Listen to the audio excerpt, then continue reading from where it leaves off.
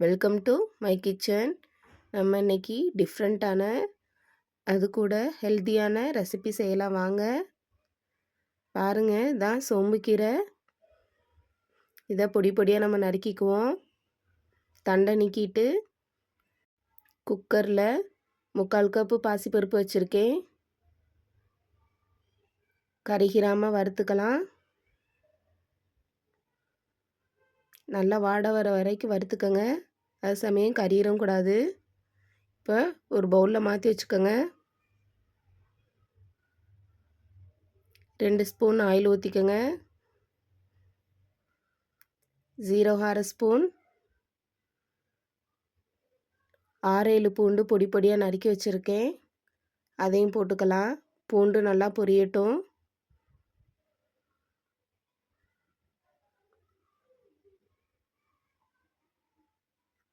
பூண்டு பொரிஞ்சிருச்சு. வெங்காயம் 2 வெங்காயம் பெரிய வெங்காயம் நறுக்கி வச்சுருக்கேன். பச்சை மிளகாய் 5 போட்டு வதக்கிக்கலாம். தக்காளி 2 அதையும் போட்டு நல்லா வதக்கிக்கோங்க.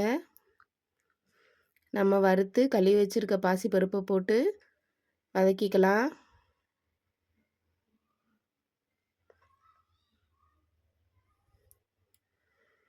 நல்லா கிளறி விட்டுக்கோங்க. நம்ம இப்போ க்ளீன் பண்ணி வச்சுருக்க சோம்புக்கீரையை அப்படியே சேர்த்துக்குருவோம். போட்டு நல்லா கிளறிக்கங்க. கீரையை நல்லா சேர்த்தப்புறம் நல்லா கிளறிக்கங்க. தண்ணி விடும்.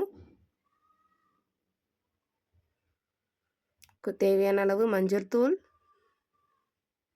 கொஞ்சமாக சேர்த்துக்கங்க. நிறையா சேர்க்கணுங்கிற அவசியம் இல்லை. கீரையில் தண்ணி விடும். இருந்தாலும் நம்ம கொஞ்சம் தண்ணி சேர்த்துக்கலாம். பருப்பு கீரை முழுகிற அளவுக்கு நம்ம தண்ணி சேர்த்துக்கிருவோம். சேர்த்துக்கிட்டு குக்கரில் 3 விசில் மிதமான சூட்டில் விட்டுக்கோங்க. பருப்பு கீரையும் வெந்துருச்சு. பாருங்கள், நல்லா கடைஞ்சி விட்டு எடுத்துக்கோங்க. ஒரு கடாயில் கடுகு போட்டு கடுகு 1/4 ஸ்பூன் போட்டு பொரிய விட்டுக்கோங்க. மிளகாய்த்தூள் 1 ஸ்பூன். மிளகாய்த்தூள் கறியிறதுக்கு முன்னாடி நம்ம வேக வச்சுருக்க பருப்பு கீரை கூட்டை சேர்த்துக்கலாம். மிளகாய்த்தூள் கரைஞ்சிடக்கூடாது.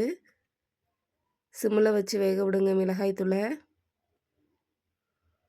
அவ்வளோதான், நம்ம டிஃப்ரெண்ட்டான சுவையான சோம்புக்கீரை கடைசல் ரெடி ஆயிடுச்சு. தேவையான அளவு உப்பு சேர்த்துக்கோங்க. சாதத்து கூடவும் சப்பாத்தி கூடவும் பிரமாதமாக